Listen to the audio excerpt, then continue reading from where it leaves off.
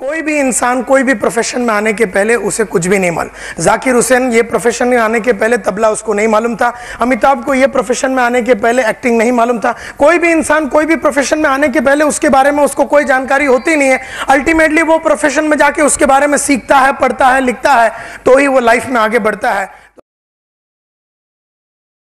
क्योंकि हर इंसान को एक कोच की जरूरत होती है। इंडियन टीम के पास एक कोच है, जाकिर हुसैन का कोच है, अनिल अंबानी का कोच है, टाइगर वुड्स का कोच है, सानिया मिर्जा का कोच है, मेरा भी कोच है। आपका कोच कौन? ये तो ऐसा कभी कभी बुलाने से कोच नहीं बनता। ये तो बोलो वही तो बात हो गई कि वो मैच खेलने का टाइम आ गया और 17 तारीख को मैच है, तो बोले 16 तारीख को कोच को बुला रहे, देखो यार सौरव गांगुली को कुछ करो यार, साला आता ही नहीं है, भारी नहीं निकलता, कुछ करता ही नहीं है, इसको जरा कोच करो।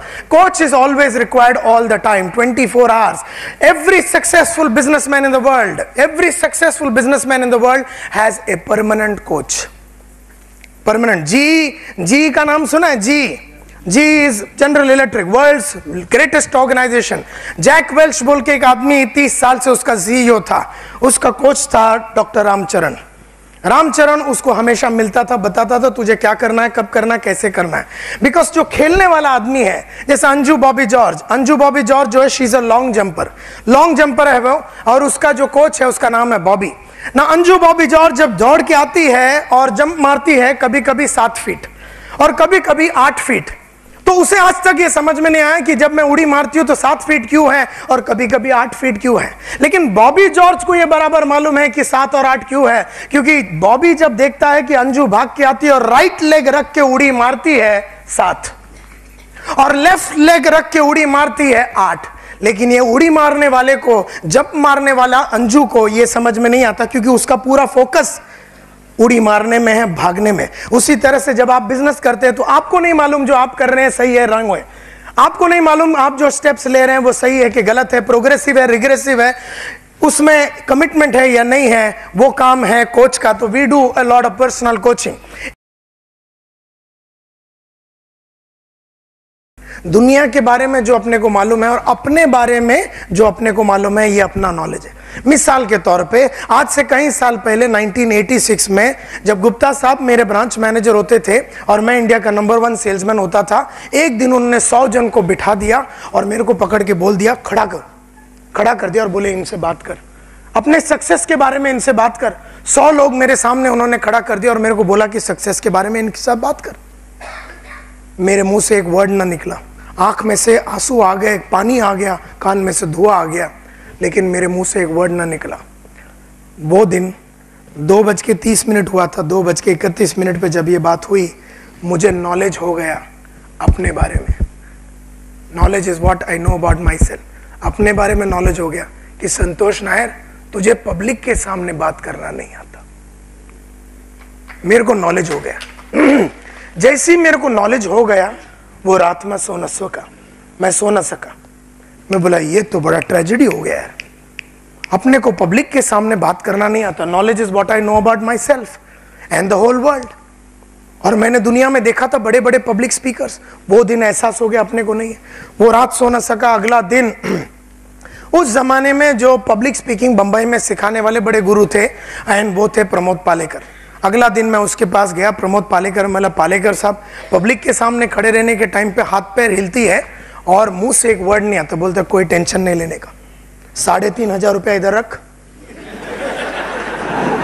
सिखा देता हूं तेरे को। 9 मंडे आना, 7 to 9, 7 to 9, 7 to 9, 9 मंडे आना, तेरे को टाइगर बना दूंगा पब्लिक के सामने। जैसे ही मैंने 3.5 रखा, थोड़ा थोड़ा आने को चालू हो गया।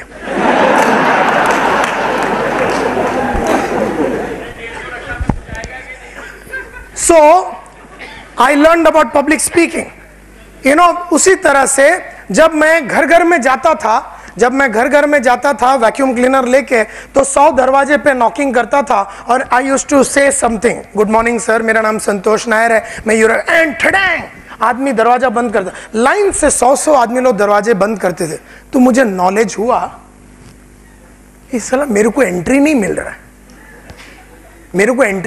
है, मेरा काम चल नहीं रहा है, मेरा टेक्निक नहीं चल रहा है। मुझे नॉलेज हुआ और जैसे ही मुझे एहसास हुआ 4-5 दिन के बाद, मैंने एक दिन काम बंद कर दिया और सीधा मैंने बुक खरीदा जिग जिगलर का close close close and close close close बोल के बुक लिया और उसके अंदर उन्होंने ओपनिंग के बारे में या दरवाजे पे कैसे नॉक करना और क्या डायलॉग मारना है उन्होंने उस बुक में लिखा था। जैसे ही मैंने वो सब पढ़ा तो मेरा जो नॉलेज हुआ और फिर मेरे को एंट्री जल्दी जल्दी मिलने चालू हो गया। मैं बड़ा गुस्से वाला आदमी था। 1989 की बात करता हूं। बंबई का एंग्री यंग मैन माना जाता था, यूरेका का सबसे खतरनाक ब्रांच मैनेजर माना जाता था। बहुत ही गुस्से वाला, बोले तो नाक पे बैठता था गुस्सा। और इसकी वजह से मेरे ब्रांच में बहुत रेजिग्नेशंस हो रहे थे। 5 आदमी आ रहा है, 4 जा रहा है, 4 आ रहा है, 3 जा रहा है, 3 आ रहा है, 2 जा रहा है, मतलब जाना तय है। और मैं देख रहा हूं कि मेरा परफॉर्मेंस अच्छा है लेकिन मैं लोगों को रख नहीं पा रहा हूं।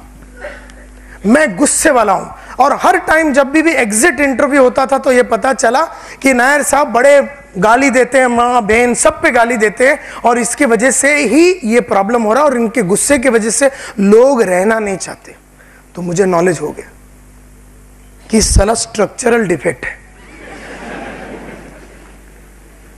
जब मुझे नॉलेज हो गया मेरे बारे में तो मैंने कहा कि अब नहीं ऐसा चलेगा and I want to retain my people. उस जमाने में एंगर के ऊपर सिखाने वाले गुरु माना जाता था प्रोफेसर किशोर फड़के। प्रोफेसर किशोर के पास गया और मैं बोला सर मिनट मिनट पे गाली आता है, मिनट मिनट पे गुस्सा आता है, कोई भी आदमी को देखे मेरे को आदमियों से नफरत हो गया शायद। बोलते कोई टेंशन नहीं, 10,000 रख। जैसे वो 10,000 रखा 20-25% मतलब एंगर जो है उधर ही कम हो गया। और फिर उसके बाद मैं एक एक करके लाइफ में करीबन 35 डिफरेंट ट्रेनिंग प्रोग्राम्स अपने सेल्फ इंप्रूवमेंट के लिए। मेरे को याद है कि मेरे को चीजें याद नहीं रहती थी, मेमोरी मतलब बहुत सारे सेल्समैन है, बहुत सारे लोग हैं, मेरे को याद नहीं रहता था नाम पब्लिक का। तो मैंने मेमोरी टेक्निक के ऊपर कोर्स किया। मैं जब किसी को एज ए लीडर मैं जब लोगों को बुलाता था तो इफेक्टिवनेस नहीं था वो बुलाने में, तो मैंने लीडरशिप कोर्स किया। इस तरह से जब जब मुझे ऐसा लगा कि मेरा कोई काम नहीं हो रहा है, बिजनेस नहीं हो रहा है, जो चाहिए मुझे नहीं मिल रहा है, तब तब मुझे नॉलेज हो गया कि मेरे में कोई कमी है। और जैसे जैसे मैंने एक कमी को या तो कोई बुक पढ़ के निकाला, कोई ऑडियो वीडियो सुन के निकाला, कोई ट्रेनिंग प्रोग्राम अटेंड करके निकाला, या तो फिर वो फील्ड में जो उस्ताद है उसके साथ बैठ के सलाम मार के उसके पीछे आगे पीछे घूम के उसके एक क्वालिटी को अपन ने डाल के हमने अपना नॉलेज का जो फाउंडेशन है वो बहुत बनाया। सो कहने का मतलब है कि जब जब आपको मालूम होता है अपने बारे में कुछ, that is your knowledge. So knowledge is what I know about the world.